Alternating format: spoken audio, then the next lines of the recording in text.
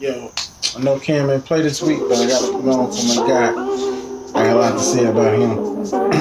Let's get it going.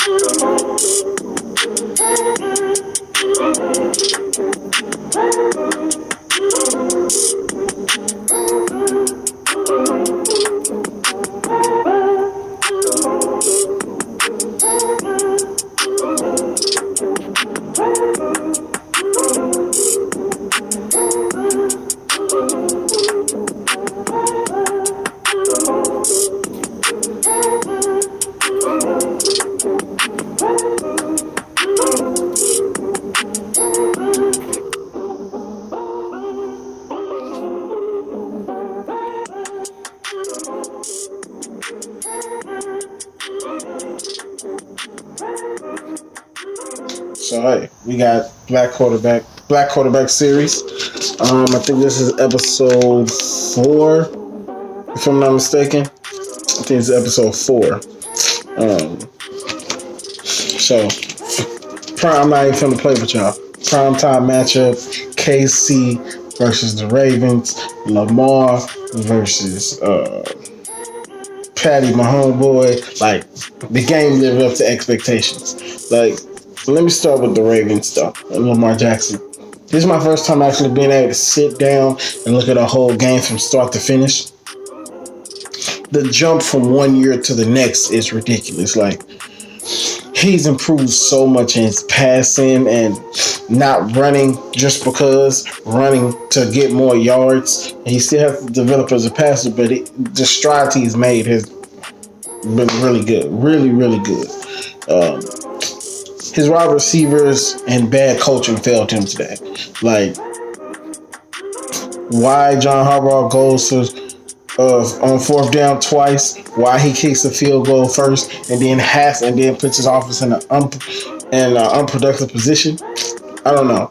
His excuse was they don't play scared, but at some point you got to play conservative and play for the win. Like,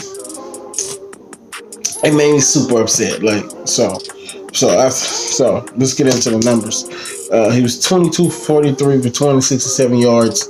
No. I don't know why it says that. He had a rushing touchdown. I guess I didn't write it down. 22 for 43, 267, and a rushing touchdown. So, if I've been forgetting rushing touchdowns, I'm sorry, because when I look at the stats, it don't give all those initially. So, but yeah. So that's what Lamar did. He played better than his stats says he played. Like, he was doing check downs. He was running, get a nice play. He had a real good juke move, like right at the goal line when he rushed for the rushing touchdown. It was really nice. Like, really good play by Lamar Jackson. His coaches and his wide receivers dropping passes in the first half. They dropped so many passes. Hollywood Brown had a pass on the sideline that he couldn't get.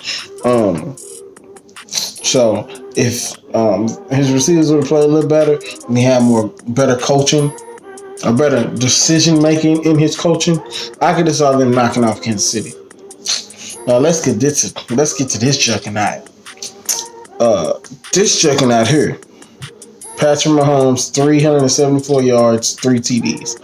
Unstoppable offense. Like, it was this beautiful catch that dude had in the end zone. He like caught it with one hand and put both feet in. And I think he was a rookie, and I'm just sitting there watching like, you can't stop these boys. Like, there's literally nothing you could do to stop Kansas City. Like, you can try to contain them, and they was containing them up until a point, and Kansas City just took off. Patrick Mahomes he might become back-to-back MVPs. Like, this dude is on another level. Like, the closest I've seen to this type of dominance was Aaron Rodgers with one leg in the playoffs. This is the closest thing I've seen today. So that game lived up to all the hype. and the final score was 28-33. KC. Normally, I don't say the wins and losses because I want to focus on the play, not really the wins and losses. But that game was so good that I feel like he should know the winner. Really good game. So now we're moving on to the Colts. Atlanta. I didn't know Atlanta's defense wasn't that good. Either they wasn't that good, or Jacoby Brissett was just making plays. Because it just looked like Jacoby Brissett was just standing back there like, okay, I want to pick on you, I want to pick on you, I want to pick on you, I'm gonna pick on you, and I'm just like, dang, dude, he's just very meticulous about what he does. Like nothing he does flashes or jumps off the page at you, but then you'll look up and he has 310 for 2 touchdowns. Good, but he just did the Jacoby Brissett things. Like, he's not my cup of tea. He's like extremely boring. Like, he's not a Patty Mahomes. He's not a Lamar Jackson. And you need that, you know what I mean? You need those type of quarterbacks. He had a decent day. I don't know how good the Atlanta defense is, but from the way Jacoby Brissett carved them up, from what I saw, it wasn't very good. So it was an okay day. He had an okay day, good day. Nothing to scream home about. So he had a whole home day at the office. So my next person I'm going to talk about is Cam. He didn't play this week, and it was all this talk. You really got to see people's true colors this week. As far as Cam and how they actually feel about Cam, I uploaded a video. You should go check it out. It's probably right under my key scrolls that I put up. And Paul Feinbaum was just going after Cam for no reason, right? And I really feel some type of way about that. No, I'm just small dude. Well, not small, but extremely small YouTuber, from St. Louis.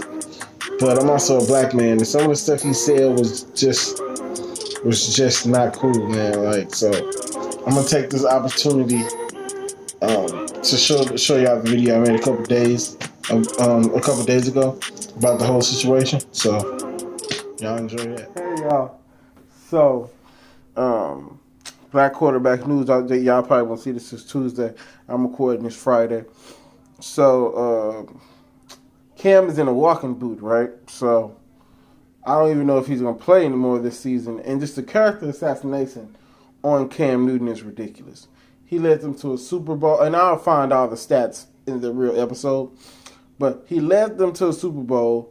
Hasn't had a decent running game. Hasn't had a decent receiver since Steve Smith's offensive line just got decent, and Christian McCaffrey just coming into his own.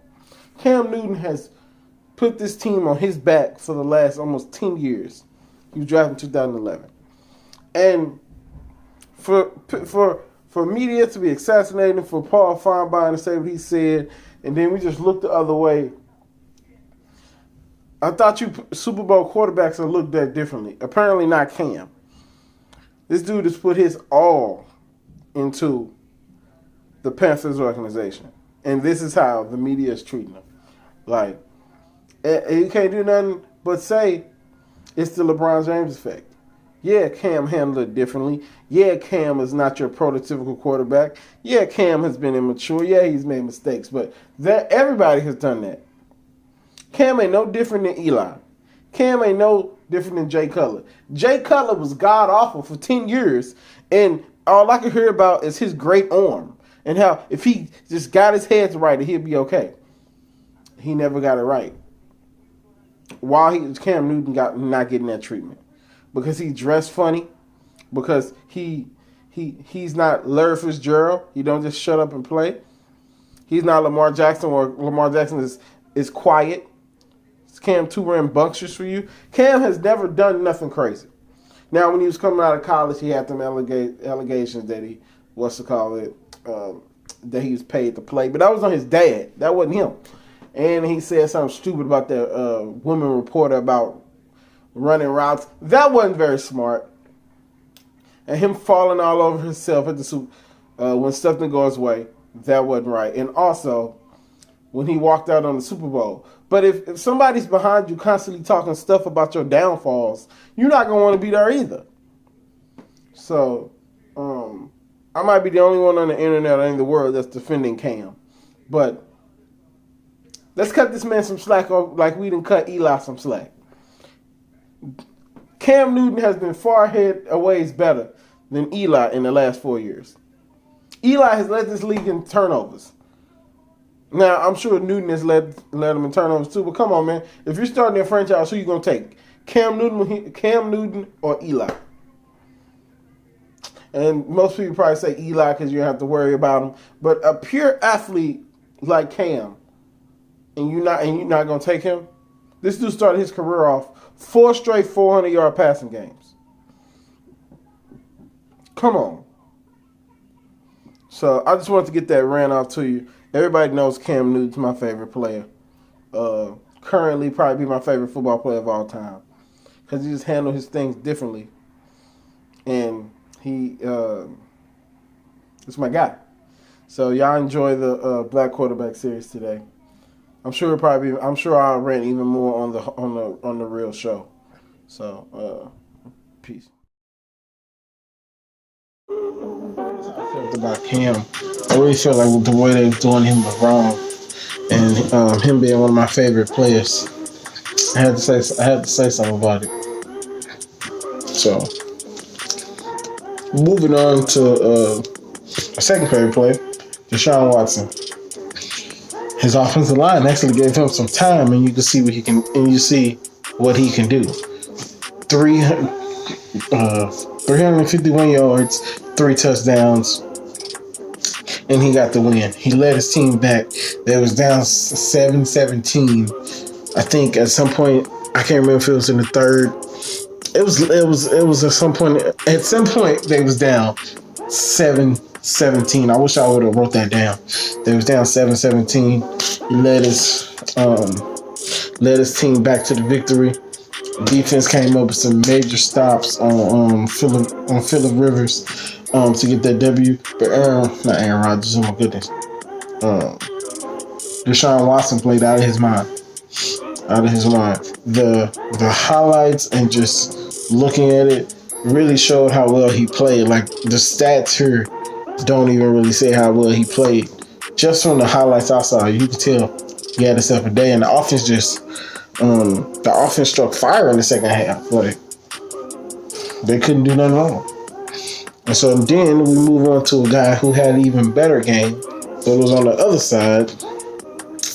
We get to Russell Wilson. 406, 32 for 50, 2 touchdowns, 2 interceptions, and 2 rushing touchdowns. So we got a whole lot of 2s going on. So the run game. They tried to make the run game big. I didn't check the numbers from the running game, but just from looking at the game, it looked like they tried to make the running game. It seems like Russell Wilson was just trying so hard to make everything happen. You know, like in the finals when LeBron scored 51, still lost. That's kind of how Russell Wilson played. Russell Wilson threw for 406, 2 touchdowns on the ground and through the air. Now, he threw the 2 interceptions, but they wasn't like, oh my God, I can't believe he did that interception. Just from what I saw. So a very weird game. That energy should have willed him to the win, but he just didn't get enough plays. And that flips over to on the other sideline with Teddy Bridgewater. Teddy Bridgewater's defense and his special teams, they scored 13 points, giving him a 13-point head start. Unlike Russell Wilson, who didn't have a 13-point head start, but actually a 13-point hole because of his defense. Or because of his special teams and his defense. So, my bad. Because of his defense. He was a very good game manager. Nothing he did today is going to pop and explode at you. You know, he's not going to go, you know what I mean? But 177 yards, 2 touchdowns. Great game manager. Alvin Kamara had a day. He had a really good day. I'm showing you guys the highlights right now. of the game. And as y'all can see, Alvin Kamara was in all of the highlights. Like, I didn't do that. I didn't do it on purpose. Them or just Teddy Bridgewater dumping it to him and Kamara making plays. So that's what Kamara did. Really good day. He made Bridgewater look good. They got the win. Really, I consider that win an upset because going into that game, I had the Seahawks winning that game because I don't know what I'm gonna see from Teddy Bridgewater from game to game. Like I don't know. So we shall see what happens next week because Teddy Bridgewater is probably gonna. I think he's starting for the next 6-7 games. While Drew Brees gets that I think it's a finger. I can't remember his injury, but once he gets that solved, it's the Cardinals. The Cardinals are bad. On my sheet here, I have they're awful. And if it wasn't for Kyler Murray and Larry Fitzgerald, they would be unwatchable. So they paid the Giants. No, they paid the Panthers. My bad. And to piggyback off that, before I get into Kyler Murray, I don't want to hear about how great dude played when Cam probably would have had almost 400 yards and 200 rushing yards if he would have played. So I don't want to hear that. And Lamar Jackson hung 57 on them week 1. So I don't want to hear all that. But anyway, he was running for his life as he's gonna do this season. He's running for his life all game. He threw picks because of it, trying to force it in the areas that he shouldn't have forced it into. The pick I saw, he forced it into an area he shouldn't have forced it in. And it's like, come on, Kyler, what were you looking at? You know? But on Undisputed, they have a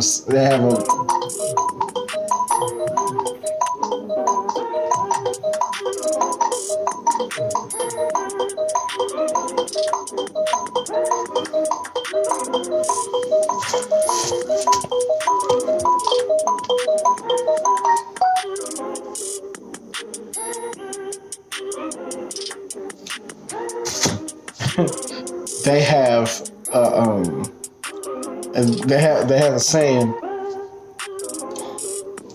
his tiny little legs, and when he moves, he is gone. He looks like he's like a road runner, just all the way up the field. But he has some really nice runs. Though. I want him to pass more in the pocket because that's where he's gonna make his money. But I mean, when you have no pocket, you can't do nothing. 173 for 2 touchdowns, 2 interceptions. That's Jacoby Brissett type numbers with interceptions, because Jacoby Brissett don't really throw interceptions like that. Like I said a couple weeks ago, he's made from that Belichick mold because he's in New England. So all I can really say about Kyler Murray, don't get hurt. Please don't get hurt. So I can't remember if they won or lost. They lost. They played the Panthers. So moving on to the Bucks. Jameis Winston showed you Florida State Jameis Winston today. Now, it might be because Mike Evans decided to go ridiculous on former Ram Janoris Jenkins. And the highlights I'm showing you, them are just Mike Evans highlights. Like, there's enough Mike Evans highlights to make it through this whole segment. That's how much he was balling. 8 receptions for 190 and 3 tubs. Like, come on now. And then, so by default, James had a wonderful game. 380, 3 touchdowns and a pick. 23 for 37 passing. So, it was a good game. It was a good game. They should have won. Unfortunately, they couldn't get the win because of a kicker, which sucks. But it was a good game. It was a very, very good game. Now we have to talk about the Cowboys. I'll make this quick. The Cowboys have had the softest schedule at the beginning of this season. They should be 3-0. If they wasn't 3-0, it's a problem. They have faced the Giants, that is god-awful. They have faced the Redskins, that are god-awful. And they just faced, in Shannonsworth, the best team in college football, Dolphins, and they're awful. They let the Dolphins hang around way too long in this game. And I think it's because they're like, oh, they're the Dolphins. But when they kicked it into gear, they kicked it into gear. Not because of Dak though. Dak did not play very well. He didn't play very well at all. I don't have his numbers in front of me. Damn it, why did I get that? So Dak didn't play well. His numbers were decent. 246, 2 touchdowns and a pick. His numbers were decent, but if you're watching the game, it didn't even look like he did that. Zeke had 125 rushing yards on 19 attempts, and Pollard, the other running back, had 13 attempts for 103 yards. So, Dak didn't really have to do that, but set everything up. He went into game manager Dak mode. You know what I mean? Just hand the ball off, and y'all do the heavy lifting. I'll throw over the top. You know, so it was a pretty decent. It was a pretty decent game. So I think Dak had a rushing touchdown. It was a decent game, but they was playing the Dolphins. Dak should have had 400 yards passing and 5 touchdowns. Like, I don't want to get into the debate if Carson Wentz is better than him or not. I don't really care about none of that. But so yeah, not Dak's best day. If they was playing against anybody else, the game would have been closer. But it was the Dolphins. If you're gonna have your worst game, you might as well have it against the Dolphins because you're never gonna win anyway. So that's this week. I think that's everybody. You guys know if I make a mistake, I will figure it out in post editing. Well, not post editing, in editing. But I messed up all not in the camera. But yeah, that's it. That's all I got for y'all. I'm really enjoying this series, giving me a chance to watch and study football like I did when I was younger. So y'all have a good night. I'll see y'all next Tuesday. Y'all be blessed, y'all.